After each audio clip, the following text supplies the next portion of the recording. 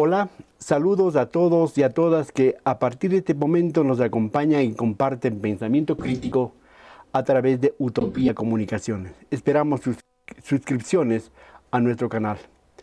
Estamos en la recta final de la campaña electoral, cuyas urnas se abrirán el domingo 9 de febrero para elegir entre 16 binomios a los o las ocupantes del Palacio de Carondelet por los próximos 4 años hasta el 2029.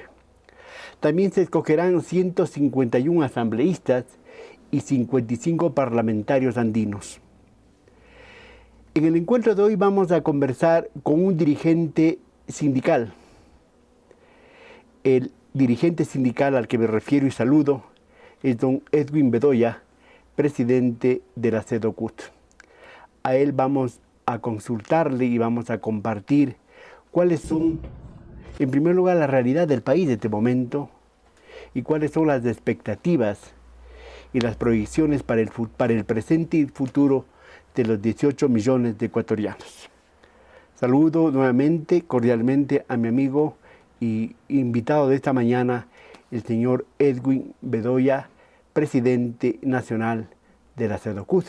Y de paso quiero, ya ha pasado el tiempo, solidarizarme con la familia del dirigente de la CEDOCUT entonces, el señor Mesías Tatamuez, quien lamentablemente falleció en semanas pasadas. Edwin, buenos días, bienvenido. La pregunta está planteada. Desde el punto de vista, desde la visión, desde la lectura del sindicalismo, de los trabajadores ecuatorianos, ¿cuál es la realidad ahora mismo del Ecuador a pocas semanas, a 15 días prácticamente, de la primera vuelta de elecciones presidenciales y parlamentarias? Bueno, el Ecuador, primero, muchas gracias por la entrevista, Fernando. Saludos a este medio de comunicación Utopía, quien está también me contaba en sus fases de renovación y espero que le vaya muy bien. Ha sido uno de los medios que más nos ha permitido tener voz en donde nosotros no tenemos voz. Y me parece que es uno de los medios incluso que ha permitido tener invitados importantes y que permite la reflexión del pueblo ecuatoriano. Bueno, nosotros hemos acabado un año 2024 en crisis, un año donde se han generado varios aspectos sobre el tema laboral, sobre todo un deterioro del empleo.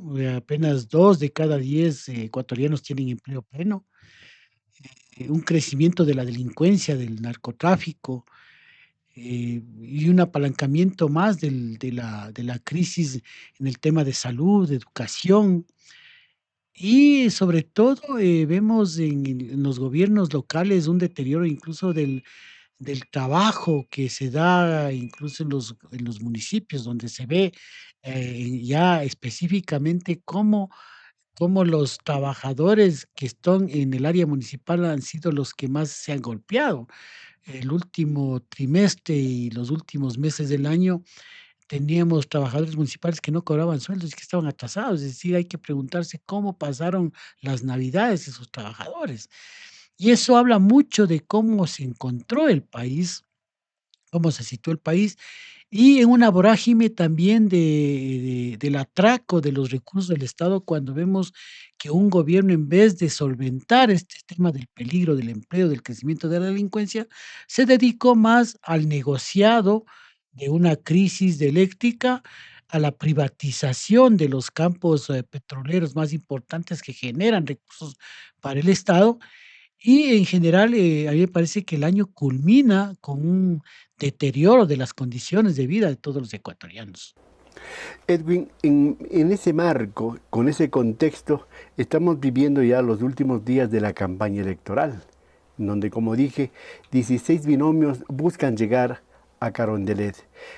El día domingo pasado hubo un debate, el debate presidencial, que en la práctica no es un debate, ¿no? Y algunos de los candidatos fueron a leer algunos libretos que prepararon o les han preparado. Ahí, al menos en el primer bloque, en los primeros 8 debatientes, se habló mucho de privatización, se habló mucho de petróleos, de electricidad, de telefonía, de todo eso, privatización. ¿Cómo ven ¿O cómo vieron, para comenzar, los trabajadores, los sindicalistas, este debate del día domingo?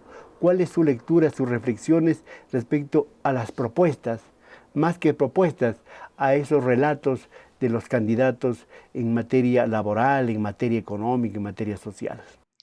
Bueno, yo quiero decirlo que de los 16 candidatos, los, eh, los 13 candidatos prácticamente que están ubicados desde el centro hacia la derecha, básicamente lo que propusieron, lo que usted menciona, es decir, privatización, privatización y privatización. Es decir, seguir la misma línea de un modelo que ya ha fracasado, no solo en el Ecuador, sino en el mundo. O sea, un modelo que depende de las recetas del Fondo Monetario Internacional que permite el deterioro de los recursos económicos de los ecuatorianos y de los pueblos y precarizando las condiciones y enriqueciendo a las élites económicas. O sea, no podemos cerrar los ojos cuando dicen, algunos de los candidatos dicen, no hay que repetir lo mismo, pero ellos están planteando lo mismo, es el mismo modelo económico, privatización y privatización. Privatizaciones que han deteriorado las condiciones de vida de todo el pueblo ecuatoriano y han deteriorado el pueblo de los pueblos en general que han aplicado estas recetas. Entonces, si usted ve, por ejemplo, incluso, no sé si es ignorancia o si no, si es vender de manera mediática el tema de la composición del presupuesto del Estado, o desconocen de la composición del presupuesto del Estado, o lo hacen de adrede para decir que de las privatizaciones vamos a sacar los recursos para solventar algunos servicios sociales del presupuesto del Estado. ¿De qué se nutre el presupuesto del Estado? De la recaudación de impuestos. ¿Qué es la recaudación de impuestos? Es decir, si usted va, compra un producto, paga el impuesto del IVA, que significa el 12, el 10, el 15, lo que le pongan. Ahora es el Ahora es del 15%. 15%. ¿Qué significó el 15% en el pasado? ¿Y qué ha significado hasta ahora?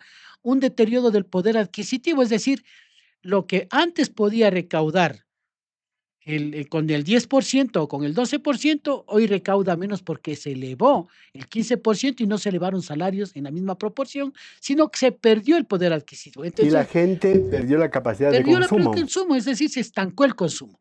Entonces, esta recaudación de impuestos baja. ¿Qué más es? La venta del petróleo. ¿Cuántos recursos salen del petróleo? Más o menos decían, del campo Sacho decían unos 2.000 millones, 2.500 millones de dólares que significaban para el presupuesto del Estado. Entonces, ¿qué más dicen? Los fondos de la seguridad social, es decir, fondos que determinaban parte del seguro social y de la seguridad social, que también se formaba parte para servir las asistencias de salud, vivienda, y etcétera, ¿no es cierto? Las tasas y contribuciones, ¿de quiénes? De todo el público en general, de acuerdo a la tabla que establece el SRI. Es decir, si usted gana más de 11 millones, de 11.000 dólares al año, usted tiene que pagar impuesto. La otra es la venta de bienes y servicios, la renta de inversiones, las multas tributarias y no tributarias, en donde se condonaron más de 56.000 millones de dólares a los grupos y a las élites económicas. Y la otra, transferencias y donaciones. Es decir, si se nos quitan la venta del petróleo con la privatización, nos quitan más de 2.000 millones de dólares de los ingresos del petróleo.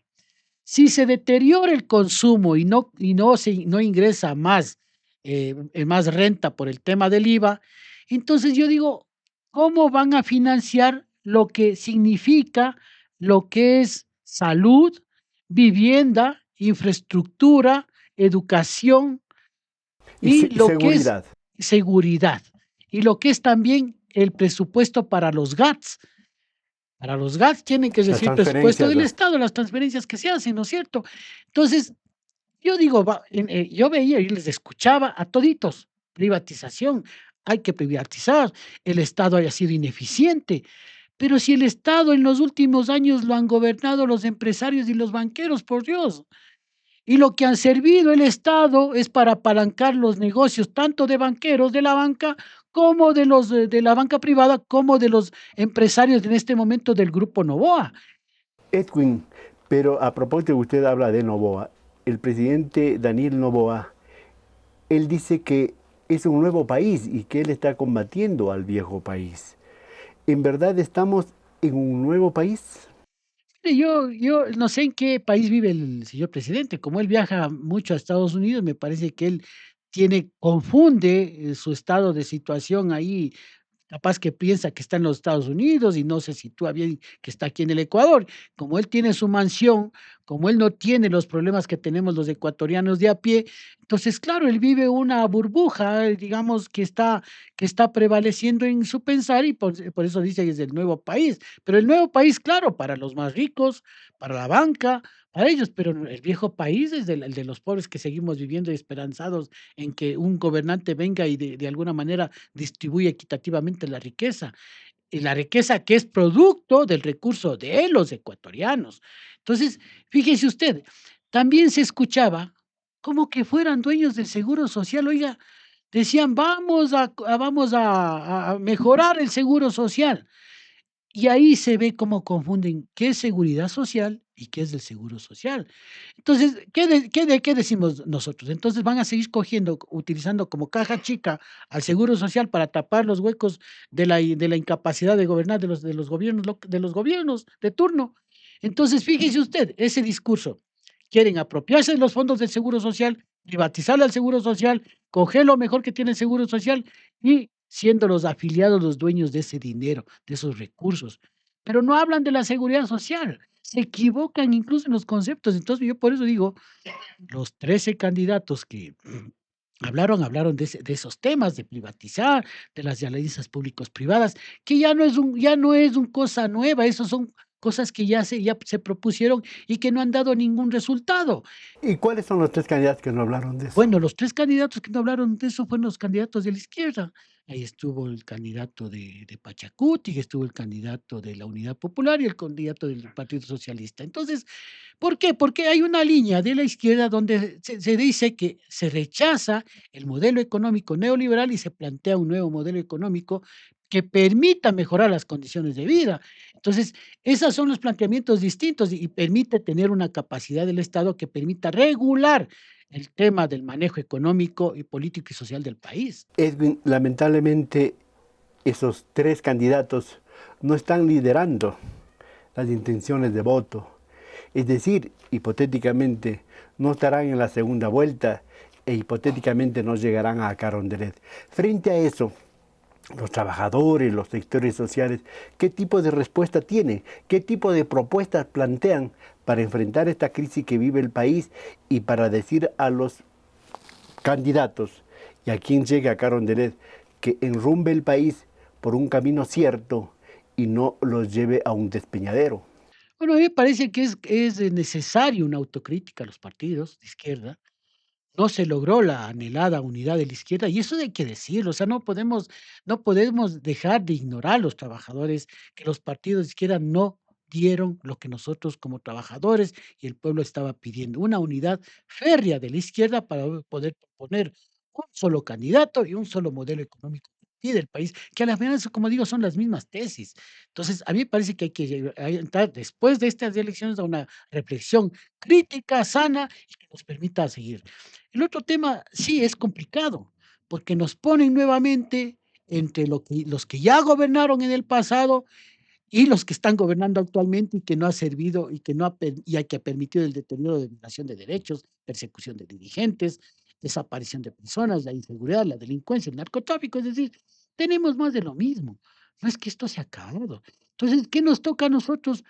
Prepararnos para poder empezar a enfrentar. Ojalá podamos tener en la asamblea compañeros y compañeras que entren en un buen grupo para poder, primero, enfrentar desde la asamblea a a las líneas políticas que tienen estos poderes fácticos que se han creado en el país alrededor de las élites económicas y segundo, prepararnos para las manifestaciones y las movilizaciones que desgraciadamente se tendrán que darse en este ámbito. Pero el Ecuador desde hace rato, exactamente desde el 9 de enero del año pasado, es decir, más de un año, está militarizado. Es un estado policíaco. ¿Cómo hacer esas manifestaciones, esas propuestas, sin el peligro de que en primer lugar puedan ser considerados narcoterroristas, que puedan ser delincuentes, porque a eso nos están llevando, ¿verdad? ¿Cómo hacer frente a un estado de propaganda, uno, un estado policíaco, un estado militar? Bueno, el tema es que no podemos quedarnos callados tampoco. Acuérdese usted que para obtener la democracia surgieron, desgraciadamente, muertes, pero surgió la democracia gracias a la lucha de los trabajadores del campo y de la ciudad. Y tendremos que abocarnos a esta necesidad de unirnos, llamar a un proceso unitario para enfrentar lo que se viene. Como digo, no podemos quedarnos cruzados de brazos. Sabemos que va a costar sangre, sabemos que va a costar vida, sabemos que va a costar cárcel, pero si eso es lo que nos toca pagar para poder obtener una libertad, una democracia adecuada, entonces tendremos que enfrentar esta situación. Es crudo decirlo, pero es necesario, porque si no, vivir con miedo es peor, pues, mi estimado Fernando, es decir, estoy con miedo pensando que si no hago nada me van a matar, igual me voy a morir. Pero por lo menos yo quiero saber que mi lucha va a servir para que mis hijos puedan estar tranquilos si es que logro algo mediante esta lucha. Entonces, por eso es necesario un proceso unitario de las organizaciones sociales, de los trabajadores del campo y de la ciudad. Entonces, ese es necesario. Desgraciadamente vivimos un modelo que viene aplicando no solo aquí en el Ecuador, como digo, es en el mundo. Y en el mundo ha habido grandes movilizaciones. Tenemos el ejemplo de Francia, tenemos el ejemplo de Chile. Entonces, podemos hacerlo si es que hay una unidad férrea frente a este modelo que ha fracasado en el mundo. A pesar de que en la consulta popular de abril del año pasado, la mayoría de ecuatorianos le dijeron no al trabajo por horas, en el debate se anunció, se dijo que podrían volver al asunto del trabajo de horas, un poco adornándole que con seguridad, con esto que es lo otro. ¿Qué va a pasar en cuanto a las relaciones laborales, de la conflictividad laboral en un próximo gobierno, que puede ser el del mismo señor Noboa, que ya lo conocemos, o de cualquier otro candidato, en este caso podría ser, qué sé, la Revolución Ciudadana, que también lo conocemos? ¿Qué va a pasar en materia laboral? ¿Qué va a pasar en materia de empleo? ¿Qué perspectiva tienen ustedes? ¿Qué lectura le hacen al tema? Bueno, la precariedad laboral que hay en el país es justo producto de este tipo de leyes. Acordémonos que en el 2008, si bien es cierto, la Constitución de alguna manera evolucionó en algunos temas de derechos, pero sin embargo, en el tema de derechos laborales nos eliminaron. Eliminaron el derecho a la organización del sector público y de la contratación colectiva en el sector público, limitaron el derecho a la huelga. Es más, le pusieron en el Código Integral Penal de condenar la huelga, de llevar presos a los trabajadores que se declaren en huelga. Pero aún así, algunos derechos no se han venido cumpliendo. A pesar de haber hecho el derecho a la huelga de manera legal, acuérdese el caso de Exposén, fueron pisoteados en una época de Navidad, los militares ingresaron y les pegaron a todos los trabajadores queriendo botarles de la fábrica, en una huelga legal. Entonces aquí, gobierno que entre no le ha importado lo que exista la Constitución. Es decir, vivimos un tema de inseguridad jurídica, pese a que está en la ley, se la viola. El hecho de la persecución al compañero David Almeida, por haber mencionado que se quiere vender el campo Sacha, que ahora sí ven que es cierto, le despidieron, le sacaron visto bueno. ¿Cuándo se ha visto que si usted ve los puntos del visto bueno que existen en el Código de Trabajo, no hay ningún visto bueno que le hayan podido sacar por lo que había mencionado el compañero David Almeida, y que hoy prácticamente le sacó, con complicidad del Ministerio del Trabajo, sacaron el visto bueno, incidiendo en lo que no debería incidir, porque en la convención de la OIT menciona que ningún gobierno tiene que incidir en el tema de los derechos laborales. Entonces, aquí hay incidencia política en los temas y no hay un cumplimiento del derecho jurídico que nos asiste a los trabajadores. O sea, hay una violación, han hecho raja tabla de las leyes y de las normativas que incluso ellos mismos han colocado. Se decía que van a perseguir a los dirigentes corruptos, hicieron con uno, pero con el otro, como ya les es útil, ya sabe a quién me refiero, ya está anunciando que está apoyando al gobierno, que están de acuerdo con las tesis del nuevo gobierno de Noboa. O sea, se da ¿Usted se cuenta. refiere a la CUT? Así es, pues recién hicieron una rueda de prensa dándole la razón al gobierno, que ponían todo su apoyo con el fin de regresar a que ellos también estén en los directorios de las empresas eléctricas. O sea, al mismo dirigente que la misma ministra dijo que iba a enjuiciar. O sea, como ya les sirve, ya no les atacamos. Entonces, fíjese usted este deterioro de la política, de la ética de la política que existe, y muchos de los candidatos van a utilizar este tipo de personas, este tipo de organizaciones como rompehuelgas, que así les denominábamos, o esquiroles, que les denominaban en 1800 cuando eran los rompehuelgas, que fue en el tema de la masacre de Chicago también. Entonces, fíjese usted, utilizan este tipo de personajes y de organizaciones para no avali o para avalizar, más bien dicho, los derechos la violación de los derechos de los trabajadores. Y usted nombraba, y bien que lo hacía, a David Almeida, dirigente de los trabajadores petroleros por el asunto del campo Sacha. Pero también se ha dicho que, por ejemplo, en las telefónicas, en las eléctricas, ganan un platal terrible, que tienen unos privilegios y unas tecnologías enormes. ¿Qué de cierto esto? La gente dice, vaya, ¿cómo ganan los sindicalistas? ¿Cómo ganan los trabajadores sindicalizados? ¿Hasta dónde es cierto o cómo se ha estado manejando ese relato, ese discurso por parte del gobierno? A mí me parece que los gobiernos se aprovechan del desconocimiento de la gente y tienen que explicar. Un contrato colectivo es un beneficio de negociación que se da entre el gerente de la empresa pública o cualquier gerente de la empresa privada y el trabajador. Y ahí se ponen de acuerdo y negocian los beneficios que pueden tener tal o cual trabajador. Entonces, no es que de por sí automáticamente se llega a tener un salario. Y si usted, ve los Pero hay salarios, esas no, canonjías, no Edwin. existen, no existen, y de hecho, cuando nosotros le pedimos los nombres a la ministra de Trabajo, se quedó callada. Y resulta que esos sueldos que ella anunciaba eran los atrasos de sueldos que tenían de profesionales médicos, que eran del tema de pagos de las jubilaciones patronales. Entonces, no es que era un sueldo, porque nosotros dijimos: "Indique los roles de pago, indique los roles de pago".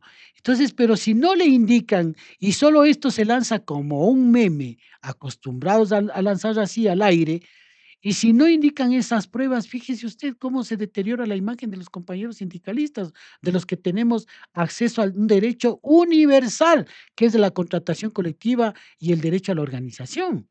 Edwin, yo lo oí al presidente, no sé si lo oí mal, que para el 2029 serán 1 millón de puestos de trabajo que crearía él si que fuese reelecto. Y otros dijeron 200.000, 50.000. ¿Cómo está? Y usted ya lo dijo, 2 de cada 10 ecuatorianos apenas tienen un trabajo formal, fijo, con seguridad social y a lo mejor con el sueldo básico, ¿verdad? ¿Cómo está el asunto laboral y qué se espera de los presidenciales, cualquiera que llegue, respecto a la creación de fuentes de trabajo? Y se dijo pues que la empresa privada es la que genera 9 de cada 10 puestos de trabajo. ¿Es así cierto? A ver, la empresa pública, perdón, la inversión pública genera empleo.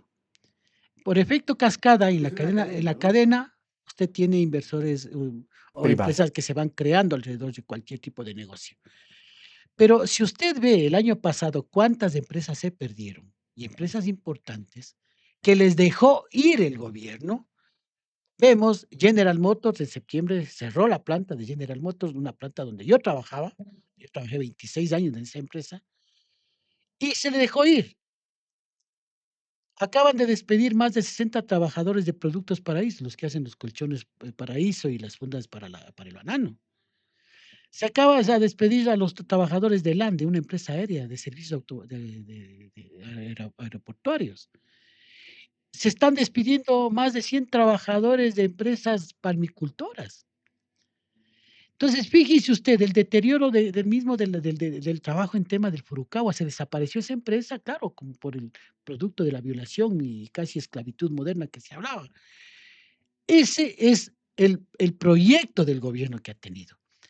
Si es que él hubiera querido cuidar los empleos primero, hubiera permitido que las empresas industriales se mantengan, empresas como ensambladores de vehículos, reduciendo el arancel para los CKDs y aumentando el arancel para los productos importados, los vehículos importados, dándole más importancia al producto nacional, generando un traspaso de tecnología para los proveedores de estas empresas se generen.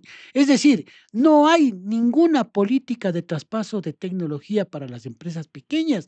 Y otro aspecto, no se bajaron los intereses para que las medianas y pequeñas empresas, que son las que generan el 60% del empleo, puedan sostenerse y puedan generar más empleo y puedan tener acceso a este traspaso de tecnología. No existe.